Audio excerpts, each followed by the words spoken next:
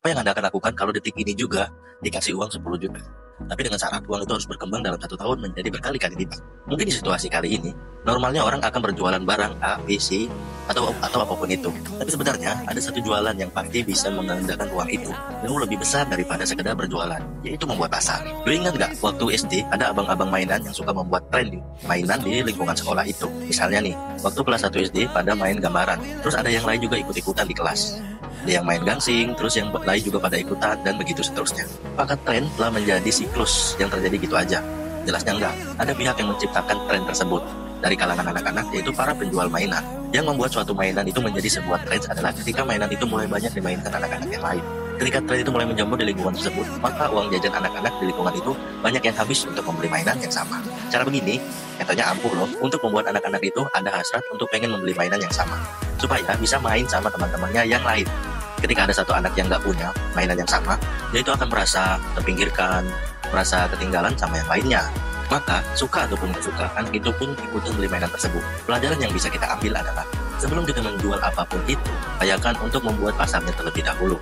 Untuk menjadi dasar kenapa orang lain itu harus membeli barang tersebut. Ini adalah cara yang ampuh untuk mendapatkan keuntungan daripada sekedar berjualan gitu aja, tanpa ada tren yang mendasari produk tersebut. Karena dengan adanya suatu tren, ini jadi alasan kenapa anak-anak itu harus ikut beli. Sehingga uang dengan sendirinya datang kepada penjual mainan tersebut. Nah, ini adalah contoh kecilnya. Tapi kalau kita tarik secara global, sadar kalau kita berada di dalam permainan ini. Dan fakta pahitnya, teknik ini justru berubah menjadi sebuah perbudakan modern. Nah, makanya di video kali ini, sebuah perbudakan modern yang banyak terjadi di lingkungan sekitar kita dan menjadi alasan kenapa kita bisa masuk ke dalam permainan ini. So, disimak sampai habis. Perbudakan tren. Seiring berkembangnya zaman, sistem perbudakan itu berubah-ubah formatnya. Kalau di zaman sekarang, untuk memperbudak manusia adalah dengan memainkan psikologinya. Karena, ya, manusia itu cenderung mengambil keputusan berdasarkan psikologinya. Nah, pada dasarnya, psikologi manusia itu bisa diserang lewat dua arah. Yang pertama dengan rasa takut, dan yang kedua adalah dengan rasa aman. Tren-tren yang kita lihat di sosial media seringkali melahirkan sebuah kebiasaan baru. Dan kebiasaan ini melahirkan dua rasa yang tadi itu. Rasa takut dan rasa aman. Fenomena ini sering terjadi apalagi di dalam dunia fashion. Misalnya aja nih, ramai satu tren fashion, tentu akhirnya ramai juga orang ikutan. Karena rasa takut ketinggalan dan rasa aman, karena bisa diterima orang-orang lainnya. Ngerti nggak maksudnya? Jadi gini, orang tuh ikut-ikutan tren itu pertama karena dia takut ketinggalan, dan yang kedua karena biar dia bisa diterima sama lingkungan di sekitar dia, yang sebenarnya nggak ada salah sih mau ikutan tren ataupun enggak. Apalagi kalau tren itu bisa memberikan keuntungan bagi diri kamu. Tapi faktanya, orang-orang kalangan bawah selalu meributkan tren-tren yang terkini, mulai dari cara berpenampilan, gaya hidup, bahkan sampai mendiskriminasi pihak lain yang nggak mau ikut-ikutan tren ini. Orang yang nggak mengenakan pakaian terkini dibilang orang. Orang yang nggak ngikutin tren dibilang ketinggalan zaman, dan lain-lain gitu. Sedangkan para kapitalis memanfaatkan keributan kalangan bawah ini demi keuntungan mereka. Cuan. Kepada mereka yang nggak sadar kalau hidup itu seolah dikontrol sama tren-tren yang kita lihat di sosial media. Mulai dari gaya berpakaian, tontonan untuk hiburan, dan masih banyak lagi tren-tren lainnya.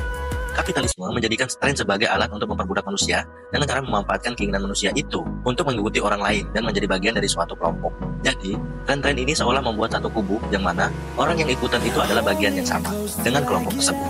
Sedangkan orang yang nggak ikutan dianggap sebagai orang yang ketinggalan. Misalnya nih, di suatu tongkrongan lagi ada bahas sesuatu yang lagi tren. Nah, tapi di situ ada satu orang yang nggak tahu tentang tren tersebut. Akhirnya, orang itu pun nggak punya kebebasan dalam membahas topik tersebut.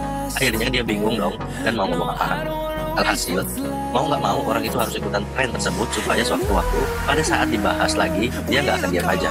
Kayak misalnya nih, yang paling relate banget sama lingkungan kita yaitu rokok. Lo tahu nggak sih, kalau awal mula tembakau itu digunakan untuk upacara ritual, dan bahkan di zaman dulu itu digunakan untuk keperluan medis. Nah, seiring berkembangnya zaman, rokok ini berubah jadi bagian dari gaya hidup. Bahkan, ya, ada juga yang merokok dengan alasan kelihatan keren, walaupun nggak ada kaitannya antara rokok sama kelihatan keren. Nah, akhirnya karena rokok ini seolah jadi budaya banyak orang.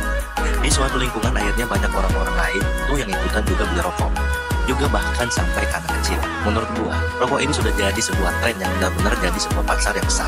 Karena sekalipun rokok itu benar-benar musnah, pasti ada penggantinya. Misalnya nih, kayak sekarang rokok elektrik ya. Akhirnya banyak juga nih yang beralih ke rokok elektrik. Sebenarnya kalau lu sadar ya, dalam beberapa waktu belakangan ini tuh muncul bisnis-bisnis yang memang sekedar tren yang dibuat-buat.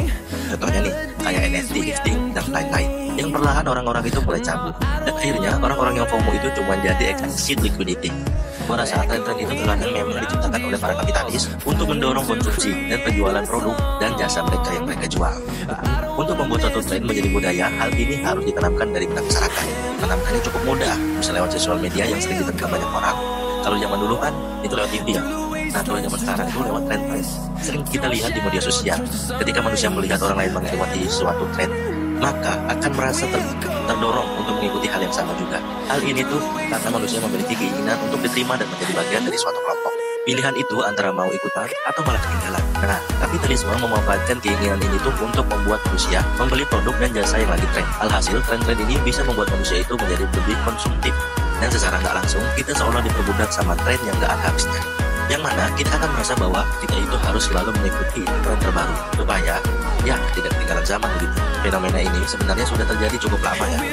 Nah, yang namanya tren itu kayak estafet, sesuatu yang waktu itu udah habis, lanjut ke tren kedua, habis itu lanjut ke tren ketiga, begitu seterusnya. Bandwagon effect. Kalau kita ngomongin yang namanya tren, pasti bersifat sementara, tapi nggak habis-habis. Misalnya, suatu tren habis, lanjut ke tren berikutnya, dan begitu seterusnya. Nah, bagi beberapa orang yang kebetulan suka dengan suatu tren, mungkin hal ini nggak begitu bermasalah. Tapi, bagi beberapa orang yang terlalu takut ketinggalan zaman, tren justru bisa menjadi beban pikiran bagi mereka untuk terus ikut-ikut setiap yang ada tren, yang nggak ada habisnya, atau bisa disebut dengan kritis. Kritis di sini tuh bisa dimaksimalkan dengan perilaku seorang yang mengajar suatu hal tanpa ada ujungnya. Misalnya, ada handphone terbaru yang rilis langsung beli, dan laptop terbaru rilis langsung beli. Itu karena takut ketinggalan. Sedangkan nilai-nilai dari barang tersebut ya tetap terdepresiasi. Seiring berjalannya waktu, nah sadar nggak sadar bahwa perilaku tersebut tuh udah termasuk ke dalam sistem perbudakan modern. Karena kita bekerja mati-matian cuma untuk mengejar tren-tren yang nggak ada habisnya. Kita tuh seolah terjebak dalam sebuah sistem yang mengharuskan kita itu untuk peduli gitu dengan pandangan orang lain terhadap apa yang kita punya. Akhirnya, kita malah kehilangan kontrol atas waktu, uang yang kita punya sendiri. Dalam tren psikologi, hal ini tuh biasa disebut dengan bandwagon effect atau efek ikut-ikutan, di mana seseorang melakukan sesuatu yang disebabkan karena orang lain mengikuti hal yang sama. Awalnya, bandwagon effect itu berasal dari dunia politik. Tapi karena efek ini punya implikasi yang luas, akhirnya efek ini bisa merambah juga ke aspek lain. Misalnya, lagi tren budaya Korea. Akhirnya kira banyak orang yang mengikuti gitu untuk beli barang-barang yang berkaitan dengan budaya tersebut.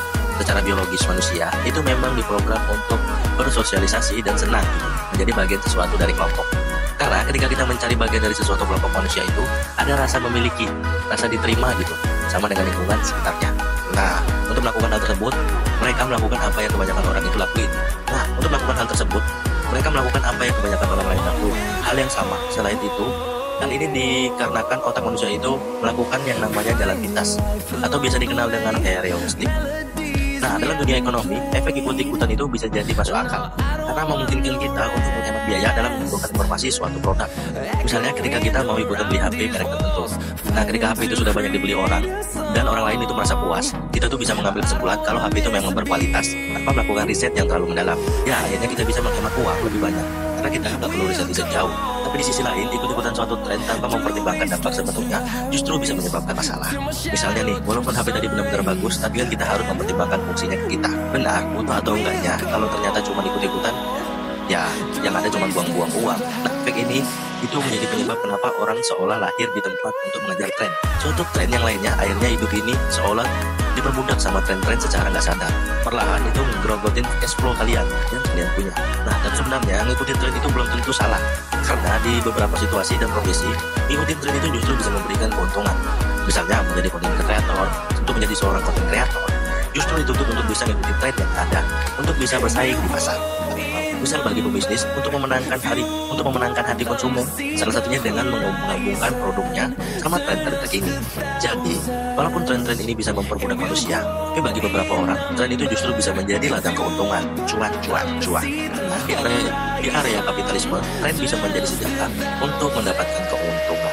Terakhir, salah satu dampak dari kapitalisme yang benar-benar kita rasakan adalah berubahnya kebutuhan pokok menjadi gaya hidup. Contohnya seperti apa, Bang Deddy? Nah, misalnya di zaman dulu pakaian itu adalah kebutuhan pokok.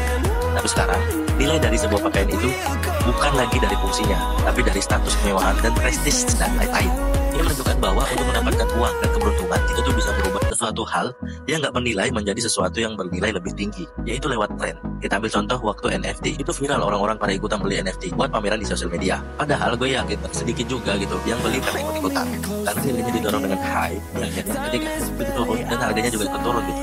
Karena itu otomatis ya kan, jadi suatu harga yang nggak ditentukan oleh fungsionalitas, tapi karena tren-tren yang ada itu mendorong demand dan ngebuat harganya itu menjadi ikut-ikutan naik. Otomatis harga itu ditemukan sama. Sekian dulu pembahasan kali ini, semoga bermanfaat dan sampai jumpa di video selanjutnya. Jika kalian suka dengan konten ini, jangan lupa di like, komen, dan subscribe agar tidak ketinggalan informasi menarik dari channel ini. Terima kasih.